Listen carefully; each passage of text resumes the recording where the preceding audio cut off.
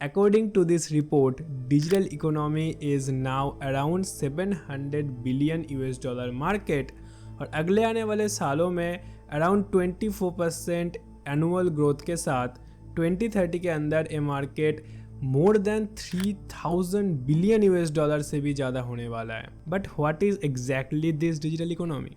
तो आज के इस वीडियो में हम इसी के बारे में बात करेंगे। ओके तो एक पूरा एक इन डेप्थ वीडियो होने वाला है अराउंड डिजिटल इकोनॉमी। तो पूरा आराम से वीडियो को देखो अगर तुम इंटरेस्टेड हो about learning digital economy and about building career in on internet, और मे बी अगर तुम फ्यूचर ऑफ एंटरप्रेन्योरशिप के बारे में जानना चाहते हो then also you should follow this video. तो इस वीडियो का पहला हाफ में हम बात करेंगे about the digital economy and the physical economy thing, and दूसरा हाफ में हम बात करेंगे किस तरीके से तुम एज ए स्टूडेंट और maybe as a working professional इस डिजिटल इकोनॉमी में ये जो ग्रोथ है इस मार्केट का उसमें अपना सिग्निफिकेंट रोल प्ले कर सकते हो और अपना करियर को अराउंड दिस डिजिटल इकोनॉमी बना सकते हो। ओके तो चलो वीडियो को शुरू करते हैं। तो डिजिटल इकोनॉमी के बारे में जानने से पहले हम देखते हैं कि क्या है दिस इकोनॉमी। इकोनॉमी बेसिकली एक मतलब बहुत ही कॉम्प्लिकेटेड इसका एक डेफिनेशन हो सकता है, but in simple term economy मतलब जो भी हमारा फिजिकल वर्ल्ड है उसमें हम कोई भी फिजिकल प्रोडक्ट को जब सेल करते हैं या फिजिकल प्रोडक्ट का ट्रांजैक्शन होता है फिजिकल प्रोडक्ट और फिजिकल सर्विस का, तब उस चीज़ को हम इकोनॉमी बोलते हैं बेसिकली। ठीक है, और इकोनॉमी गवर्नड होता है by government obviously. On the other hand digital economy मतलब वही kind of economy but on internet, जिसमें हम डिजिटल प्रोडक्ट और फिजिकल प्रोडक्ट को हम सेल करते या ट्रांजैक्शन करते थ्रू ऑनलाइन थ्रू इंटरनेट, उसको हम बोलते डिजिटल इकोनॉमी। ओके तो अगर हम एज ए एंटरप्रेन्योर कोई बिजनेस बनाते हैं तो उसको हम फिजिकल इकोनॉमी में बना सकते हैं डेफिनेटली, जिसमें हम बेसिकली स्टोर वगैरह होगा। ठीक है, तो फिजिकल ऑफिस होगा, फिजिकल हम प्रोडक्ट सेल करेंगे, तो ये होगा हमारा फिजिकल इकोनॉमी में कोई बिजनेस बनाने का process.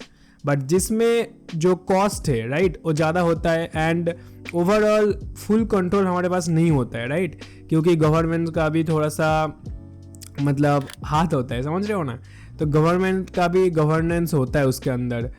On the other hand digital economy में या इंटरनेट में अगर हम कोई बिजनेस बनाते हैं तो वो ज़्यादातर केसेस में जो इनिशियल कॉस्ट है उसका कम होता है एंड वो एंट्री बैरियर भी कम है। तो एज अ बिगिनर हमें फोकस करना चाहिए बिल्डिंग बिजनेसेस और सेलिंग और सर्विसेज ऑन इंटरनेट, ना कि ऑन फिजिकल वर्ल्ड। और ऑब्वियसली स्टैट भी बता रहा है कि डिजिटल इकोनॉमी बहुत ज़्यादा बूम हो रहा है और अगले आने वाले टाइम पे ये जो डिजिटल इकोनॉमी है या क्रिएटर इकोनॉमी बहुत ज़्यादा ग्रो होने वाला है।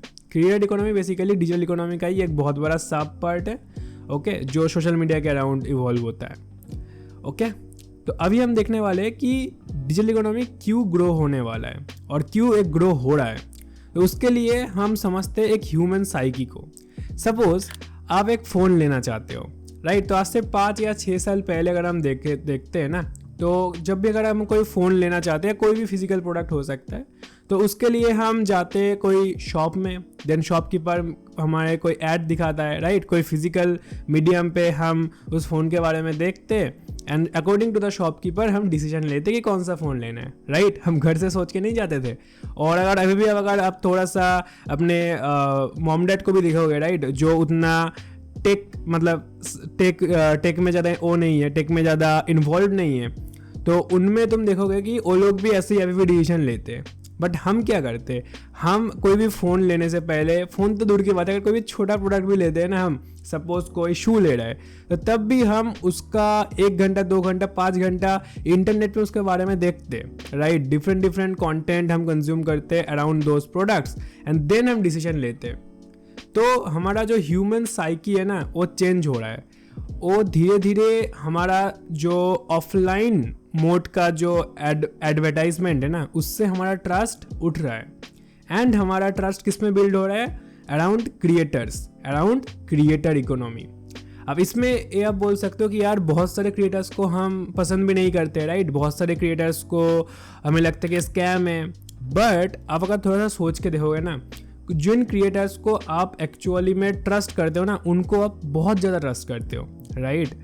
और वही चाहिए बेसिकली, इतना पीपल है तो अगर कोई क्रिएटर, अगर आप सपोज 10 क्रिएटर को ट्रस्ट कर रहे हो और इतना बिलियंस ऑफ पीपल है, तो इस तरीके से अगर देखा जाए ना तो क्रिएटर इकोनॉमी का जो रेंज है वो बहुत बड़ा है, समझ रहे हो। तो ये बेसिकली ह्यूमन साइकी में चेंज हो रहा है, इसीलिए ये जो क्रिएटर इकोनॉमी है ना, ये इसका बेस ही यही है, trust. On the other hand अगर हम बात करें अबाउट आवर नॉर्मल, जो आप देखोगे जो गवर्नमेंट है, उससे भी हमारा धीरे धीरे ट्रस्ट उठ रहा है, राइट। मतलब देखोगे ज़्यादातर कि बहुत लोग बोलते हैं यार गवर्नमेंट कुछ नहीं कर रहा है, ठीक है, मैं डीप में नहीं जा रहा हूँ, बट बहुत लोग ऐसे बोल रहे हैं कि यार गवर्नमेंट कोई काम ही नहीं कर रहा है, कुछ ये नहीं कर रहा है, ठीक है, कुछ वो नहीं कर रहा है, ऐसा ही बोल रहे हैं लोग भाग। तो इससे क्या हो रहा है ना, हमारा जो ऑफलाइन सिस्टम है, अगर हम बात करें अबाउट एजुकेशन सिस्टम ऑल्सो, तो उसमें भी आप देखोगे कि बोल रहे हैं यार कॉलेज में कुछ चीज़ें सिखाया नहीं जाता है, ठीक है, हमें ज़्यादातर चीज़ें खुद से सीखना पड़ता है। अगर आप एक कॉलेज स्टूडेंट हो या स्कूल स्टूडेंट भी हो, आपको पता होगा, ठीक है, अगर आप स्कूल स्टूडेंट हो तो आपको पता होगा कि अगर आप जेई या नीट वगैरह के लिए पढ़ना चाहते हो तो उसके लिए आपको अलग से पढ़ना पड़ता है, वो भी आप देखोगे अभी यूट्यूब से ज़्यादा सीखते हो, समझ रहे हो। तो ओवरऑल क्या हो रहा है, तो ओवरऑल हमारा जो ट्रस्ट है वो फिजिकल इकोनॉमी से डिजिटल इकोनॉमी की तरफ मूव हो रहा है, और इसीलिए डिजिटल इकोनॉमी बहुत ज़्यादा ग्रो हो रहा है, और अगले आने वाले टाइम पे इसका ग्रोथ का चांस और ज़्यादा है। एक और फैक्टर की अगर हम बात करें जो टेक, तो टेक जो है ना, टेक जो नया नया टेक प्रोडक्ट्स आ रहा है, जैसे अभी AR VR का जो हेडसेट है वो बहुत ज़्यादा कंपनीज अभी AR VR का हेडसेट बना रहा है, राइट। और मेटा हो गया, एप्पल हो गया, तो माइक्रोसॉफ्ट हो गया। तो इससे क्या होगा ना, धीरे धीरे अभी हम जैसे फ़ोन, लैपटॉप, सब चीज़ें कंज्यूम कर रहे हैं, इस सब चीज़ों में हम इंटरनेट कंज्यूम कर रहे हैं ना, अगले आने वाले टाइम में 5 से 10 साल बाद हम वो हेडसेट या अपने ग्लासेस में सब कुछ होगा। तो इससे क्या होगा ना, इंटरनेट का जो कंजम्पशन है वो और ज़्यादा बढ़ जाएगा, और ऑब्वियस सी बात है डिजिटल इकोनॉमी का बूम और ज़्यादा होने वाला है। सो ये हो गया हमारा अबाउट जो मोटा मोटा idea about digital economy, and आप समझ सकते हो कि इसका इम्पोर्टेंस कितना ज़्यादा है। अभी हम बात करेंगे कि किस तरीक़ा से एज ए स्टूडेंट या एज ए वर्किंग प्रोफेशनल, आप कोई भी करियर में भी हो, आप किस तरीक़े से ये जो ग्रोथ है ऑन डिजिटल इकोनॉमी, इसका एक सिग्निफिकेंट रोल इसमें आप प्ले कर सकते हो, और मे भी अपना करियर इसमें बना सकते हो जो काफ़ी लुक्रेटिव हो सकता है। तो चलो उसमें हम स्विच करते हैं अभी। So if you want to build a career on digital economy ना, तो आपको समझना होगा कि इंटरनेट जो है उसका 2 पिलर है, एक है मीडिया एंड एक है कोड। मीडिया मतलब जो सोशल मीडिया हो गया, और कोड तो ऑब्वियसली कोड मतलब जिससे हम सॉफ्टवेयर बनाते हैं, राइट, कोड। तो सोशल मीडिया या मीडिया जो है ना वो front end part of internet है।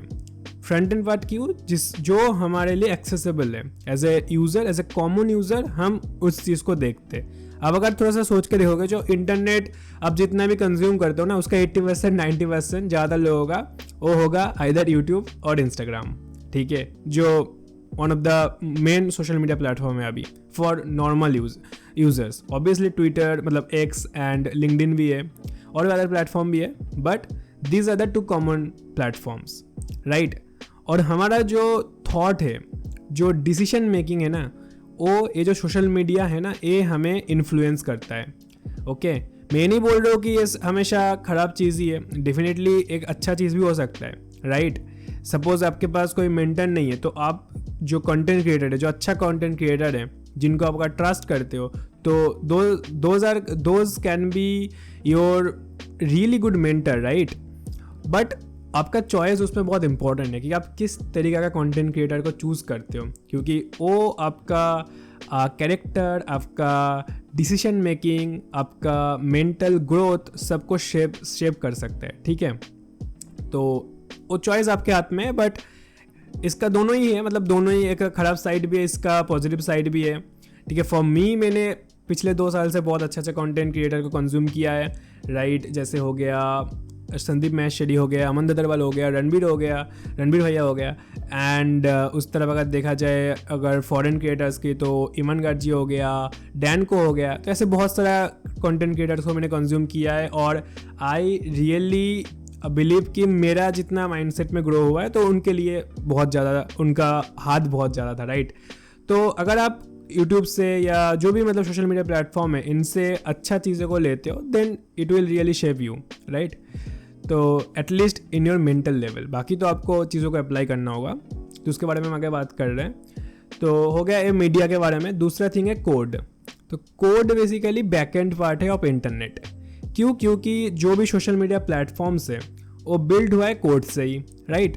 तो ये भी आपको समझ में आना चाहिए। ये सब चीज़ें जो कंट्रोल कर रहे हैं ना, वो है आपका एल्गोरिदम्स, राइट। एल्गोरिदम बेसिकली होता है एक प्रोग्राम, मतलब एक सेट ऑफ इंस्ट्रक्शन समझ सकते हो, जो बोलता है कि अभी इस वाले कंटेंट को हमें ज़्यादा पुश करना चाहिए, हमें इस वाले कंटेंट को ज़्यादा पुश करना चाहिए, राइट। जो सोशल मीडिया प्लेटफॉर्म है उसके पीछे ये सब चीज़ें वर्क कर रहा है, द एल्गोरिदम्स वर्क कर रहा है, ठीक है। बट एल्गोरिदम्स वर्क कैसे करता है, वो ह्यूमन बिहेवियर्स को ही एनालाइज करके वर्क करता है, राइट। तो एल्गोरिदम ऐसा नहीं है कि मतलब इसको लगा कि अभी ये कंटेंट पुश होना चाहिए तो ये पुश हो जाएगा, ऐसा नहीं है। ह्यूमंस जो है, जो यूजर्स जो है उस प्लेटफॉर्म का, सोशल मीडिया प्लेटफॉर्म का, उनका साइकी के ऊपर, उनका बिहेवियर के ऊपर ही एल्गोरिदम वर्क करता है, ठीक है। तो बेसिकली इस दोनों के बारे में आप समझ लो, उतना डीप में अभी जाने का नीड नहीं है।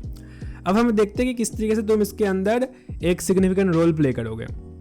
तो उसके लिए तुम्हें पहले तो कोई भी एक स्किल लर्न करना इंपॉर्टेंट है जो डिजिटल इकोनॉमी में वैल्यू रखता है, राइट। एक वैल्यू स्किल तुम्हें लर्न करना इंपॉर्टेंट है, ओके।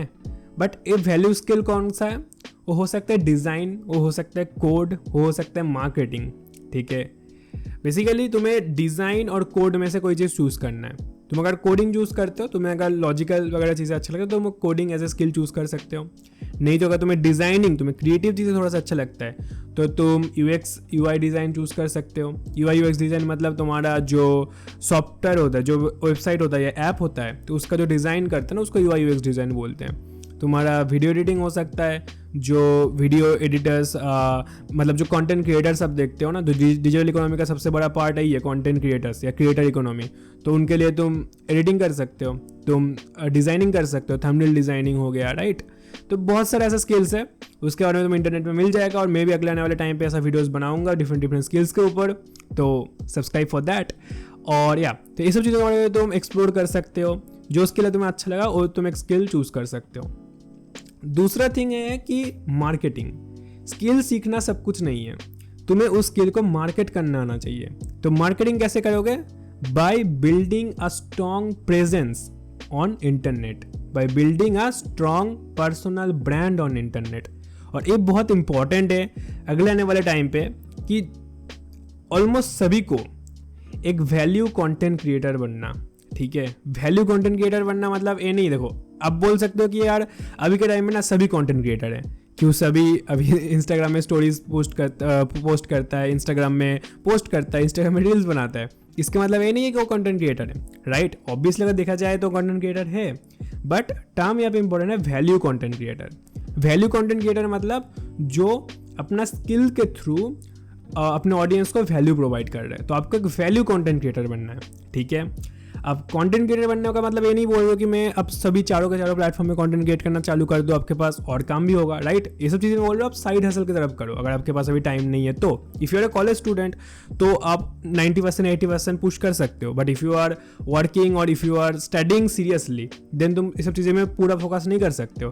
तो तुम्हें एक प्लेटफॉर्म में आना है, तुम चूज़ कर सकते हो इधर ट्विटर मतलब एक्स, लिंक्डइन, यूट्यूब या इंस्टाग्राम। अब स्किल टू स्किल वेरी करेगा कि कौन सा प्लेटफॉर्म ज़्यादा तुम्हारे लिए वैल्यूएबल है। If you choose coding as a skill, right, तुम अगर डेवलपमेंट में जाना चाहते हो तो ट्विटर और x could be a really good choice, ठीक है। तुम अगर ओवरऑल जॉब के लिए जाना चाहते हो, कोई अच्छा जॉब, रिमोट जॉब वगैरह, तब भी एक्स या ट्विटर जो है तो वो सबसे ज़्यादा वैल्यू रखता है, और लिंक्डइन भी कहीं ना कहीं।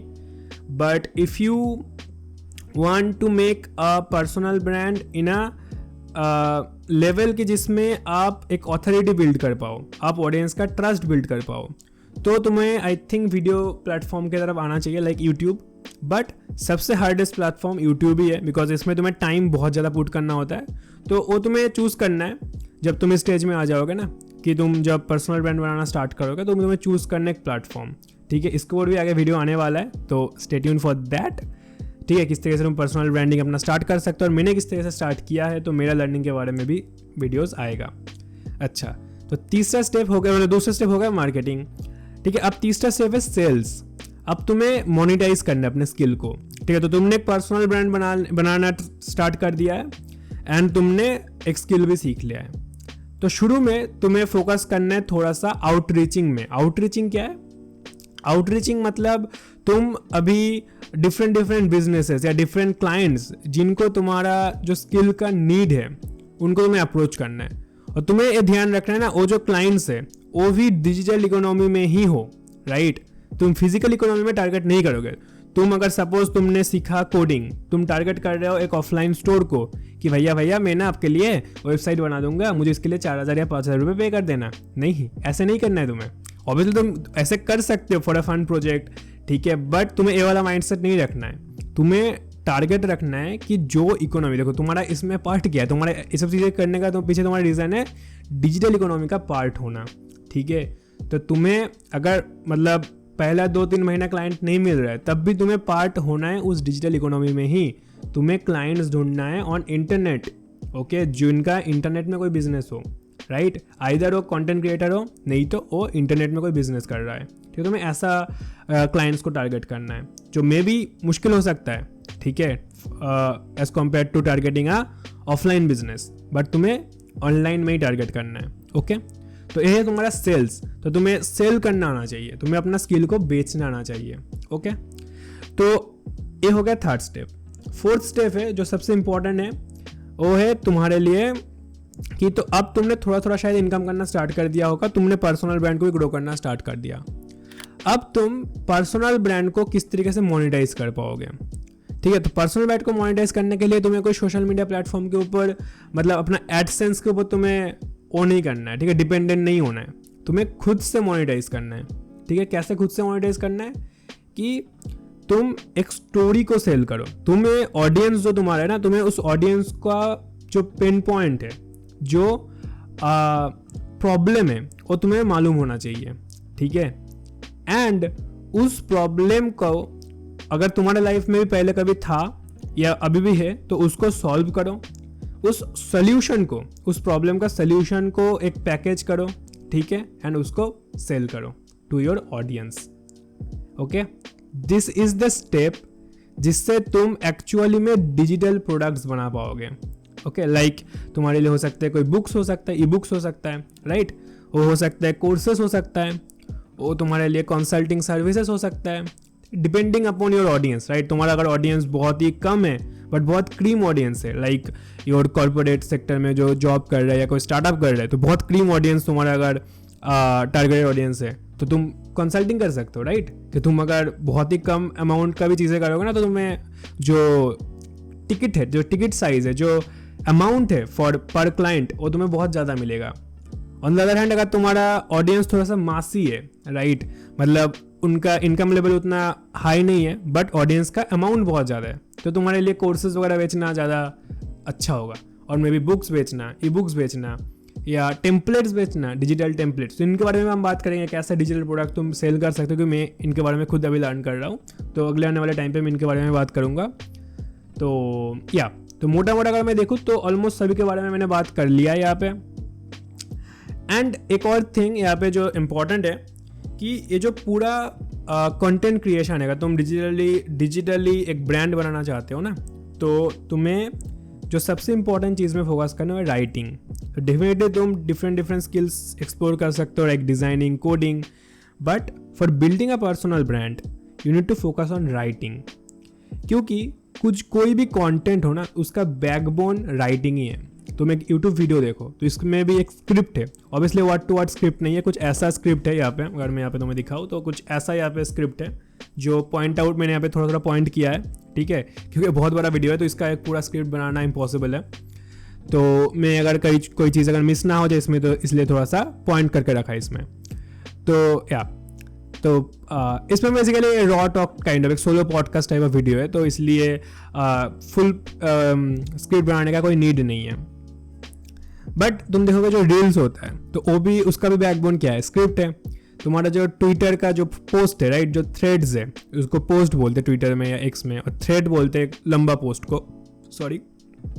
तो उसमें भी जो बैकबोन है वो भी राइटिंग है, राइट। तुम्हारा जो बेसिकली इनको बोलते हैं डिजिटल कॉपी राइटिंग, तो ये भी एक स्किल है। तो अगर तुम राइटिंग को ही मास्टर करना चाहते हो ना, तो इस स्किल को भी मास्टर कर सकते हो, मतलब तुम्हें कोई स्किल नीड नहीं है चूज करने का, सिर्फ राइटिंग में फोकस करो, ठीक है।